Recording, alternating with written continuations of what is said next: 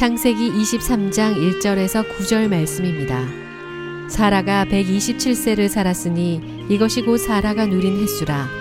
사라가 가나안 땅 헤브론 곧 기럇 알르바에서 죽음에 아브라함이 들어가서 사라를 위하여 슬퍼하며 애통하다가 그 시신 앞에서 일어나 나아가서 헷 족속에게 말하여 이르되 나는 당신들 중에 나그네요 거류하는 자이니 당신들 중에서 내게 매장할 소유지를 주어 내가 나의 죽은 자를 내 앞에서 내어다가 장사하게 하시오. 헷 족속이 아브라함에게 대답하여 이르되 내 주여 들으소서.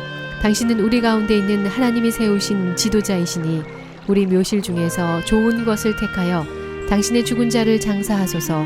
우리 중에서 자기 묘실에 당신의 죽은 자 장사함을 금할 자가 없으리이다. 아브라함이 일어나 그 땅 주민 헷 족속을 향하여 몸을 굽히고 그들에게 말하여 이르되 나로 나의 죽은 자를 내 앞에서 내어다가 장사하는 일이 당신들의 뜻일진데 내 말을 듣고 나를 위하여 소알의 아들 에브론에게 구하여 그가 그의 밭머리에 있는 그의 막벨라 굴을 내게 주도록 하되 충분한 대가를 받고 그 굴을 내게 주어 당신들 중에 매장할 소유지가 되게 하기를 원하노라 하매. 아멘. 창세기 강해를 계속하고 있습니다. 창세기는 모든 것의 시작을 이야기합니다.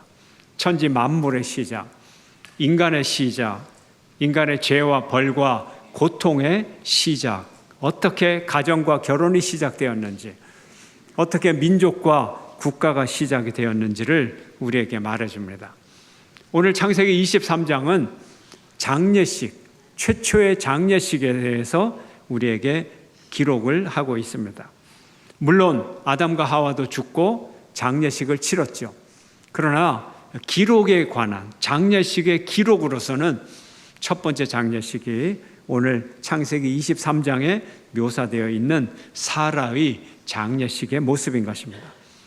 사라는 나이 127세에 죽었습니다. 이때 아브라함의 나이는 137세였고 아브라함이 175세에 죽었으므로 사라가 죽고 아브라함은 혼자 38년을 지내게 됩니다. 사라가 90세에 이삭을 낳았으므로 이삭의 나이는 37살에 사라가 죽게 되었습니다. 아브라함은 그의 인생에 몇 번의 시련이 있었습니다. 첫 번째 시련은 노년의 몸에서 자기가 직접 생산해야 될 아들을 기다리는 것이었습니다. 그러나 25년의 오랜 시련의 기간을 거쳐서 100세 때 이삭을 드디어 얻었습니다. 두 번째 시련은 다 자란 이삭을 모리아산에서 번제물로 드리는 것이었습니다. 그것이 지난주 본문이었고 오늘은 또 세 번째 시련이 다가왔습니다. 사라가 죽고 장례식을 준비하는 일이었던 것입니다. 이제 아브라함의 가정의 첫 번째 장례식으로 장지를 마련하고 사라의 장례식을 치러야만 했습니다. 그가 거주하던 헷족 속의 사람들에게 이렇게 말을 합니다. 함께 읽겠습니다. 시작. 나는 당신들 중에 나그네요 거류하는 자이니 당신들 중에서 내게 매장할 소유지를 주어 내가 나의 죽은 자를 내 앞에서 내어다가 장사하게 하시오. 아멘. 지금 나그네예요. 하나님께서 본토 친척 아버지의 집을 떠나 내가 너에게 지시할 땅으로 가라. 그래서 정처 없이 길을 떠나는 나그네로 지금 삽니다. 땅이 없어요. 무덤이 없어요. 어떻게 하죠? 그래서 헷족 속에게 부탁을 합니다. 내가 이 땅에 사는 나그네입니다. 거류민입니다. 재산이 없습니다. 땅이 없습니다. 무덤이 없습니다. 내 아내가 죽었어요. 어떻게 할까요? 장례식을 치르도록 좀 도와주십시오. 이런 말을 하는 거예요. 햇사람들은 아브라함을 아주 좋게 봤어요. 뭐라고 얘기를 하느냐? 주여, 주님이라고 부르고 아브라함을 향하여 당신은 우리 가운데 거하는 하나님의 지도자다. 다른 말로 하면 당신은 예언자입니다. 우리의 제사장입니다. 이런 칭찬을 합니다. 그러고는 말합니다. 아무 무덤이나 원하는 대로 쓰십시오. 우리는 절대 반대하지 않습니다. 이렇게 호의를 베풀었습니다. 이 호의도 한 번, 두 번이 아니라 세 번씩이나 마음대로 쓰시라니까요. 마음대로 쓰시라니까요. 제일 좋은 무덤, 손가락만 가리키면 무조건 우리는 허락을 하겠습니다. 이렇게 말했습니다. 이렇게 호의를 베풀 때마다 아브라함은 겸손하게 머리를 숙여 말합니다. 고개를 숙이고 허리를 숙여서 겸손히 절을 하면서 아닙니다. 저는 나그네입니다. 아닙니다. 저는 나그네입니다. 저에게 그 땅을 파십시오. 이렇게 말을 합니다. 결국 아브라함은 은 400세겔을 주고 무덤을 사서 사랑하는 아내 사라를 장례에 지내게 되는 것입니다. 이것이 간략한 이야기입니다.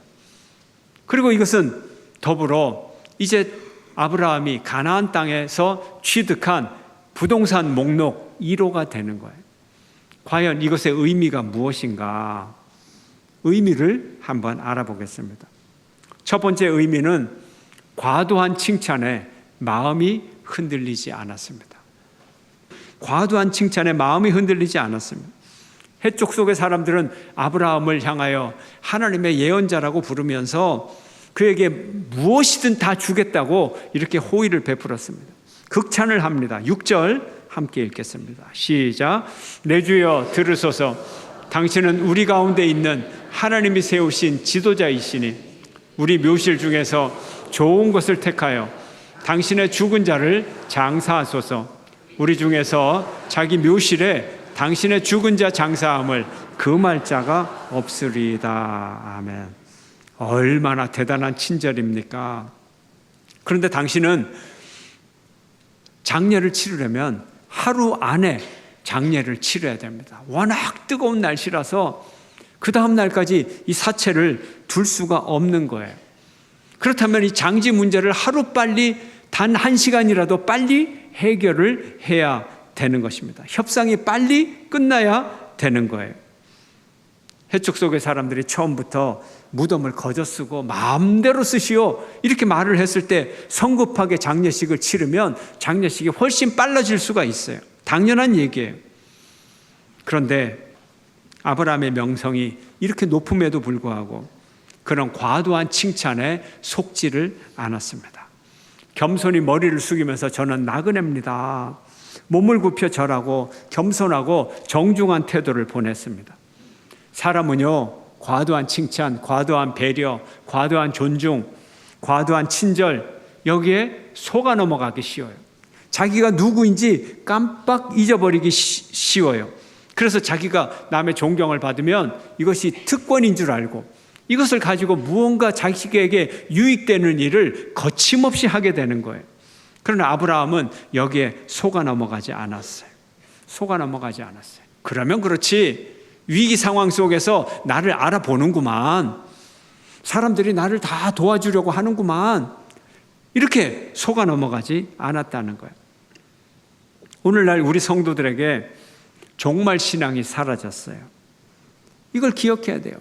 종말 신앙, 우리는 죽어서 하나님 앞에 가고 하나님의 심판을 받고 영생의 세계에 들어간다.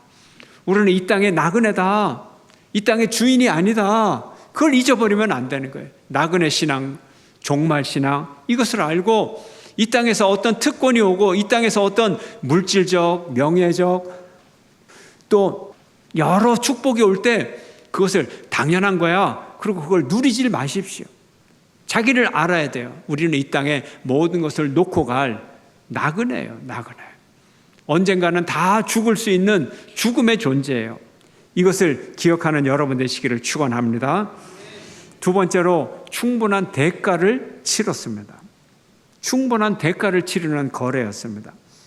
많은 사람들이 모인 곳에서, 장터에서, 성문 앞에서 많은 사람들이 모인 곳에서 이런 이야기를 주고받으면서 햇사람 모두가 이 아브라함과 이 에브론이 계약을 맺는 이 계약서를 다 보고 확인하고 증인으로서 그들이 존재하게 되었습니다. 충분한 대가를 지불하지 않고 그냥 거저 사용했다면 이것은 올바른 일이 아니죠. 그리고 한 번은 사용할지 몰라도 두 번째, 세 번째 그 가족들이 그 같은 묘지에 묻힐 수가 없게 되는 거예요. 그들에게 영원히 빚진 자로 살아갈 수밖에 없는 거예요. 그런데 그는 400세겔의 돈을 지불을 했어요. 400세겔이 얼마죠? 400세겔. 우리는 이 가격을 알지를 못합니다. 그러나 굉장히 큰 금액임이 틀림이 없어요. 성경에 기록이 되어 있으므로. 예레미야 32장 9절에 보면 하나님이 예레미야를 보고 밭을 사라 그래요. 근데 그 밭의 값이 17세겔이에요. 17세겔. 그리고 다른 곳에 보면 밭값이 20세겔, 30세겔 정도. 보통 밭 한 칸 그러면은 20세겔, 30세겔, 17세겔 아마 이 정도 금액이었을 거예요. 그러므로 이 밭도 아주 큰 밭이라서 정말 400세겔인지 그저 보통 밭인데 값을 높게 불렀는지 그걸 우리는 알 수가 없어요. 17세겔 얼마 정도를 얘기할까요? 한 200만 원 정도 돼요. 17세겔. 오늘날의 물가로, 지금 물가로. 400세겔 하면 오늘날의 물가로 5천만 원 정도가 돼요. 200만 원 대 5천만 원. 25배. 25배. 어떻게 이걸 사게 됐을까요? 여기에 노련한 화법이 여기에 등장을 하는 거예요. 에브론이 뭐라고 얘기를 하느냐 하면 제가 밭이 하나 있습니다. 근데 아주 비싼 밭이에요. 400세겔짜리 밭이에요. 그런데 당신이 쓰시겠다고 하면 무료로 드리죠. 이렇게 얘기를 하는 거예요. 이 말을 잘 읽어야 돼요. 교만한 사람 같으면 뒤에 말이 들려요. 무료로 쓰라고? 그러면 그렇지. 무료로 써요. 그런데 겸손한 사람은 뭐가 들립니까? 아, 이 사람이 거저주고 싶지 않은 마음이 있구나. 400세겔에 나한테 팔고 싶은 마음이 있구나. 아, 근데 이건 뭐지? 이게 왜 400세겔이지? 아니 20세겔이면 될 텐데 저걸 400세겔에 날 사라고? 이런 생각을 할 수도 있을 거예요. 그렇죠? 이런 생각 충분히 할 수 있어요. 그러나 아브라함은 절대 거래하지 않았어요. 흥정하지 않았어요. 아무런 말 없이 아닙니다. 제가 정당한 가격으로 사겠습니다. 억울합니다. 그런 얘기 전혀 안 하고 그냥 400세겔을 주고 그 밭을 사서 그 땅을 사서 묘지로 삼았던 거죠. 자, 우리가 진짜 중요한 것이 있을 때 중요한 것을 앞두고는 흥정을 하면 안 되는 거예요. 왜요? 진짜 중요하니까. 조금 덜 중요한 거 얼마든지 흥정할 수 있어요. 1867년 10월 18일 러시아는 단돈 720만 달러에 알래스카를 통째로 미국에 넘겼습니다. 1헥타르당 5센트. 1헥타르당 5센트 가격. 러시아 정부가 크림 전쟁으로 재정난에 허덕이면서 이거를 팔게 되죠. 이것은 역사상 가장 미련한 거래다. 이런 이름으로 기록이 되어 있습니다. 그러나 미국에서도 반대를 했습니다. 미국 사람들이 얼마나 큰 반대를 했는지 그 720만 달러라는 거금을 주고 그 쓸데없는 얼음 땅 그거 사서 뭐 할 거냐고 온 국민들이 다 정부를 질타를 했습니다. 30년 후 1897년 금광이 발견이 되고 1950년대 대형 유전이 발굴되면서 미국은 미국의 제3위의 석유 매장량 국가가 되었습니다. 석탄, 천연가스, 구리, 기타 천연자원이 아주 풍부한 땅으로 판명이 되고 49번째 미국의 주가 되었습니다. 우리는 맥도날드나 스타벅스가 햄버거를 팔아서 얻는 이익, 커피를 팔아서 얻는 이익보다 부동산으로 얻는 이익이 더 크다는 거 우리가 상식적으로 알고 있죠. 자, 우리가 오늘 이 아브라함의 부동산 거래를 보면서 또 오늘날의 부동산 거래를 보면서 부동산의 교훈을 얻을까요? 그런데요, 이 원리를 그대로 우리는 영적 차원에서 보자는 거예요. 영적 차원에서 보자는 거예요. 우리의 삶에서 이런 경제적 차원이 중요하지만 아브라함의 관심사는 영적인 축복에 있었어요. 하나님의 약속에 대한 아낌없는 투자였던 것이죠. 우리는 하나님께서 은혜로 주신 그 가치를 모를 때가 많아요. 모를 때가 많아요. 우리가 항상 거저 얻는 것에 치중을 해서 그 은혜의 가치를 모를 때가 많아요. 그래서 우리는 큰 실수를 범하게 되죠. 우리가 하나님의 은혜를 받아도 그 은혜가 얼마나 값지고 귀한 것임을 알고 또 거기에 걸맞는 땀을 흘리고 대가를 치러야만 되는 것임을 안다면 하나님의 은혜가 우리에게 더 크게 다가올 거예요. 이건 율법주의가 아니에요. 내가 뭘 함으로써 하나님의 은혜를 받겠다는 것이 아니고 이거 율법주의지만 하나님께서 우리에게 은혜로 주신 이것이 얼마나 귀한 것, 얼마나 비싼 것임을 알고 값을 매길 수 있는 것, 이것은 율법주의가 아니고 은혜의 가치를 더 아는, 은혜 속에서 살아가는 사람의 자세인 것입니다. 은혜를 내 것으로 알기 위해서는 가치를 알고 내가 땀을 흘려야 되는 거예요. 땀을 흘려야 되는 거예요. 내 희생 없이 어떤 것도 이루려고 하는 것, 이건 욕심이에요. 아브라함이 그 땅을 거저 무덤을 쓰겠다고 하는 교만의 산물이에요. 하나님이 우리에게 비싼 값을 지불해서 기름진 농장을 우리에게 주셨다고 합시다. 그러면 이 기름진 농장을 우리가 누리는 방법이 뭘까요? 이 농장이 소중함을 알고 그 농장에서 더 우리는 땀을 흘리고 수고하고 애쓰고 씨앗을 뿌리고 식물을 가꾸고 추수를 하고 이게 은혜를 누리는 거잖아요. 우리가 이렇게 살아가야 되는 거예요. 하나님께서 이스라엘 백성들에게 가나안 땅을 주실 때 어떻게 주셨나요? 약속으로 주셨습니다, 여러분. 가나안 땅을 주셨다는 의미가 이스라엘 백성들이 가만히 있는데 하나님이 야, 너 등기 이전을 해라, 네 소유로 바꿔라. 어느 날 갑자기 내 소유가 되고 이게 아니에요. 약속으로 주셨어요. 어떤 약속? 그 땅을 차지하라고 하는 숙제로 주셨다는 거예요. 하나님이 숙제로 주셨기 때문에 이 숙제를 감당하는 자가 가나안 땅을 차지합니다. 예루살렘 성을 네가 차지해라. 요단강 주변을 네가 차지해라. 그러면 약속으로 주셨기 때문에 가서 전쟁을 하고 싸우고 그래서 용기가 필요하고 희생을 해야 되고 피를 흘리고 땀을 흘리고 그래야 그 땅이 내 땅이 되는 거예요. 이 소중함을 알아야 되는 겁니다. 무임승차를 하는 게 아니에요.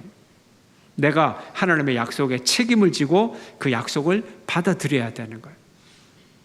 하나님이 은혜로 여러분에게 은사를 주셨잖아요. 사명을 주셨잖아요. 이것을 감당을 해야 되는 것입니다. 아브라함은 하나님이 주신 선물을 감당하기 위해 얼마를 지불했다고요? 엄청난 금액 400세겔을 지불을 했던 것입니다. 그처럼 아브라함이 400세겔을 내준 것처럼 우리도 하나님의 은혜를 받기 위해 그 진정한 가치를 안다면 지불할 준비가 돼 있어야 돼요. 그래야 하나님의 은혜가 내 것이 되는 거예요. 영원히 내 것이 되는 거예요. 안 그러면 한번 사용하고 그 다음에 버림을 받는 그런 일이 벌어지게 될 것입니다.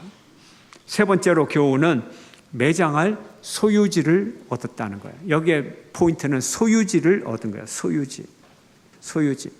오늘 짧은 본문에 23장을 읽어보면 3번이나 나옵니다. 매장할 소유지를 주세요. 매장할 소유지를 주세요. 이게 목적인 거예요. 만약 소유지가 아니라면 어떨까요?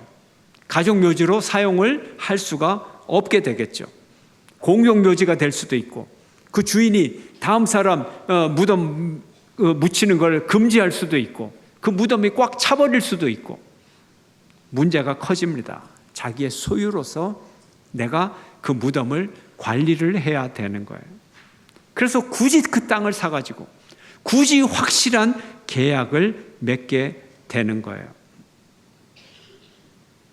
소유지, 이게 중요한 거예요. 값이 중요한 게 아니에요. 그래서 타협하지 않았다는 거죠. 그대로 샀다는 거예요. 그대로 사는 것이 훨씬 이익입니다. 왜요? 이거 되팔 게 아니거든요. 장사할 게 아니거든요. 그래서 비싼 값으로 주고 사면 소문이 나가지고 온 동네 사람들이 그것을 다 알고 있어요. 아이고, 에브론이 아브라함에게 바가지 씌웠어. 바가지 30배나 더 받았어. 30배나 바가지. 소문이 나서 그 사람들이 다 증인이 되는 거예요. 이 계약을 지켜주는 거예요. 소유하는 일이 거래하는 일보다, 가격보다 더 중요했다는 거예요. 더 중요했다는 거예요. 하나님이 아브라함에게 주시기로 한 약속의 땅이었기에 이제 장차 아브라함의 자손들은 이 가나안 땅에 들어와서 가나안 땅을 차지해야 되겠기에 그 첫 번째 상징으로서 이 땅을 차지하게 되었던 것입니다. 소유지가 중요합니다. 우리는 무엇을 소유해야 될까요? 그 소유지를 확실하게 붙잡아야 돼요. 여러분의 사명의 소유지를 확실하게 붙잡아야 돼요. 사명을 한 번쯤 이루는 것처럼 흉내만 내다가 무늬만 내다가 그 사명 이루지 못하고 뒤로 밀어버리고 하늘 날아가는 그런 일이 없어야 됩니다. 여러분이 사명을 받았으면 여러분의 모든 것을 들여서 여러분의 모든 것을 지불해서라도 그 사명의 장소를 여러분의 것으로 반드시 소유하고 그 사명을 하나님께 올려드려야 되는 거예요. 이게 믿음의 자세인 것입니다. 사명지를 소유하는 여러분 되시기를 축원합니다. 네 번째로 조상들에게 돌아갈 고향이 생겼습니다. 소유했기 때문에 명실상부한 가족의 묘지가 되었습니다. 히브리인들은 죽으면 조상에게로 돌아간다 이렇게 얘기를 합니다. 우리가 열왕기를 읽고 역대기를 읽으면 왕들이 죽었을 때 뭐라고 얘기를 합니까? 죽어서 조상 곁에 누웠다. 조상과 함께 잠을 잤다. 이렇게 표현되어 있어요. 자, 아브라함도 이제 죽어서 사라의 장녀를 위해서 막벨라 동굴을 만들고 사라를 장려했죠. 그 다음에 누가 여기에 묻혔나요? 아브라함 자신이 이 자리에 묻혔어요. 그 다음에는요, 그 아들 이삭이 묻혔어요. 그 다음에는요, 며느리 리브가가 그곳에 묻혔어요. 그 다음에는요, 손자 야곱, 레아가 또 묻히게 되죠. 후손의 유골들이 차례대로 장례를 지내게 됩니다. 이들이 어디로 가요? 죽으면 조상의 유골과 함께 있게 되는 거죠. 그러므로 그 당시에 부모의 묘실에 장사되지 못하는 자들은 버림받은 자처럼 불쌍하게 죽어서도 불쌍하게 취급을 받았던 것입니다. 다윗을 볼까요? 다윗이 그의 조상들과 함께 누워 다윗성에 장사되니라. 솔로몬을 볼까요? 솔로몬이 그의 조상들과 함께 자매 그의 아버지 다윗이 성읍에 장사되고 그의 아들 르호보암이 대신하여 왕이 되니라. 다 조상들과 함께 자고 조상들과 함께 누워있고, 유대 무덤은요 굴을 파가지고 평평하게 만들어놔요. 시체가 한 구 딱 들어갈 정도로 평평하게 땅을 굴을 파고 거기에 시체를 올려놓으면 그게 장례식의 끝이에요. 그 다음에 이것이 백골이 되겠죠. 뼈가 가지런히 누워있으면 그 옆에다가 후손의 시신을 또 나란히 탁 또 누워놓으면 또 장례가 끝나는 거예요. 그러니까 우리가 죽으면 항상 조상들과 함께 자게 되고 조상의 옆에 눕게 되고 그렇게 되는 거죠. 그러므로 가족 묘지는 육신의 고향이 되는 거예요. 우리의 존재가 돌아갈 고향이 바로 무덤이 되고 그곳이 조상의 품이 되고 어머니의 품, 아버지의 품, 할아버지의 품, 증조 할아버지의 품이 되는 것입니다. 육신의 고향이에요. 이것이 인생에 아주 중요해요. 죽어서 어디로 가느냐, 이것이 우리의 정체성을 결정하게 됩니다. 나중에 아브라함의 후손 이제 지나가서 이제 그 야곱이 죽게 됐습니다. 야곱이 어디서 죽었죠? 이집트에서 죽습니다. 이집트에는 야곱의 아들 누가 요셉이 총리가 되었죠. 총리의 아버지가 죽었어요. 그 장례식이 어떤 장례식일까요? 거창한 장례식이죠. 가장 좋은 무덤에 하다못해 작은 피라미드라도 하나 만들 수 있는 그런 권력이 요셉에게 있었어요. 근데 그 아버지 야곱이 어디에 묻힙니까? 어디에 묻히죠? 그의 야곱의 장례 행렬은 광야를 거쳐서 유대 땅으로 들어가서 헤브론의 그 조상의 무덤에 안치되게 되는 거죠. 이집트 사람들은 깜짝 놀랐어요. 어떻게 저렇게 장례를 치르나. 그런데 그 이후에 요셉이 예언을 합니다. 유언을 합니다. 뭐라고 유언을 합니까? 너희들이 출애굽을 할 때, 애굽의 땅에서 나갈 때 내 시체도 메어다가 조상의 굴에다 새롭게 장례식을 치러라. 이런 부탁을 합니다. 이 말을 듣고는 이스라엘 사람들도 깜짝 놀라고 이집트 사람들도 깜짝 놀랍니다. 왜요? 총리의 후손들인데 대대를 이어 떵떵거리면서 이집트에서 살 수도 있는데도 불구하고 요셉은 자녀들에게 너희들은 이곳에서 나갈 거야. 어디에 묻히기 위해서? 가족 묘지에 묻히기 위해서. 무엇을 의미합니까? 이 이집트 땅은 우리가 영원히 살 곳이 아니고 여기는 우리가 나그네 인생이 잠시 거할 곳이야. 그것을 자손들에게 말하고 있는 것입니다. 우리는 죽어서 어디에 거합니까? 어디에 영원히 거하게 됩니까? 무덤에서 영원히 거하게 됩니다. 무덤이 우리의 고향이에요. 무덤 외에 다른 장소는 다 나그네예요. 아브라함은 이것을 우리에게 가르쳐주고 있습니다. 이 굴이 너희의 고향이야.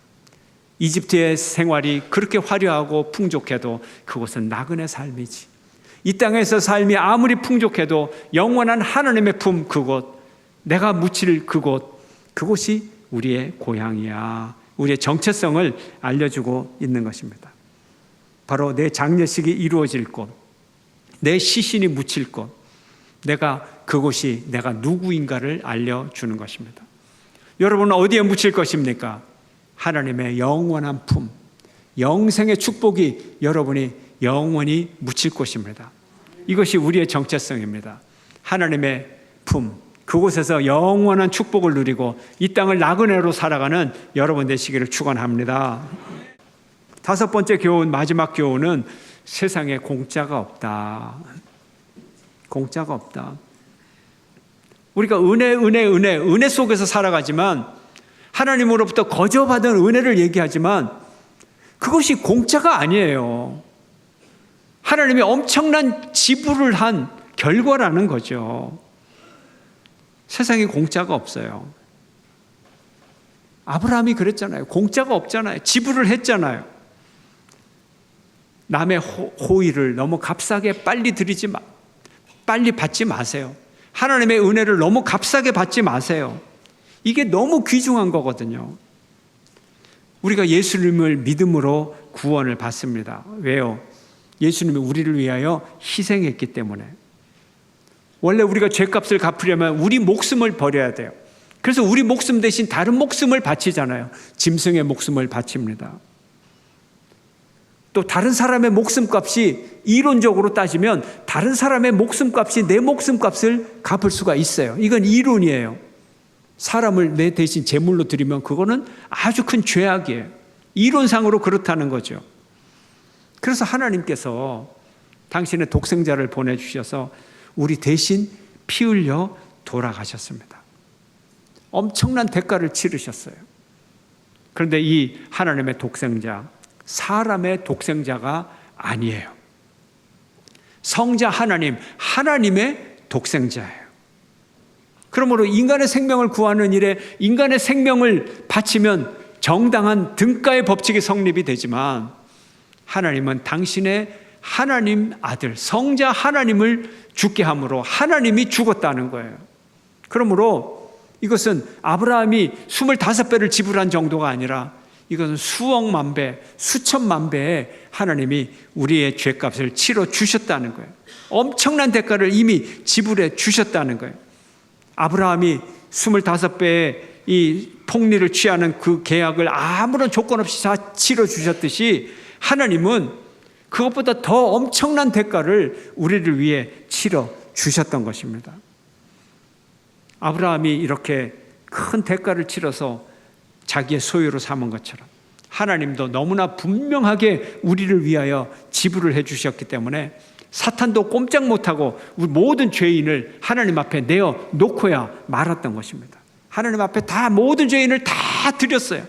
계시록에 보면 음부의 문이 다 열리고 죽음에 있던 사람들이 다 다시 살아났어요. 왜요? 하나님의 이 사랑의 능력 때문에. 사탄도 하나님의 사랑을 거절할 수가 없는 거예요. 하나님이 그토록 엄청난 대가를 지불해 주셨기 때문에 그렇습니다. 온 동네 사람들이 아브라함과 에브론의 대화를 듣고 증인이 된 것처럼 온 천지의 천하 만물과 하늘나라의 천군 천사들이 하나님의 이 사랑을 증언하고 있는 것입니다. 그러므로 우리는 확실한 하나님의 소유예요. 이 막벨라 동굴이 아브라함의 소유가 된 것처럼 우리는 확실히 하나님의 소유예요. 확실히 하나님의 소유예요. 믿으시는 여러분 되시기를 축원합니다. 나는 확실히 하나님의 소유다. 시작. 나는 확실히 하나님의 소유다. 아멘. 그리고 하나님은 모든 사람을 위하여 당신의 아들의 독생자의 피를 흘리게 하셨던 것입니다. 사실은 다른 모든 사람이, 모든 인류가 하나님의 소유예요. 하나님이 이미 지불을 했어요. 사람들이 이 믿음이 없어서 하나님께로 돌아오지 않는 것입니다. 이제 우리는 세상에 나가서 선포해야 됩니다. 당신을 위하여 죄값이 지불되었습니다. 이미 지불되었습니다. 이미 지불되었습니다. 그러나 시시하게 지불된 것이 아니라 충분히 지불되었습니다. 넉넉하게 지불되었습니다. 당신은 하나님의 소유입니다. 당신은 예수 그리스도의 소유입니다. 이 소식 전하는 저와 여러분 되시기를 주의 이름으로 축원합니다.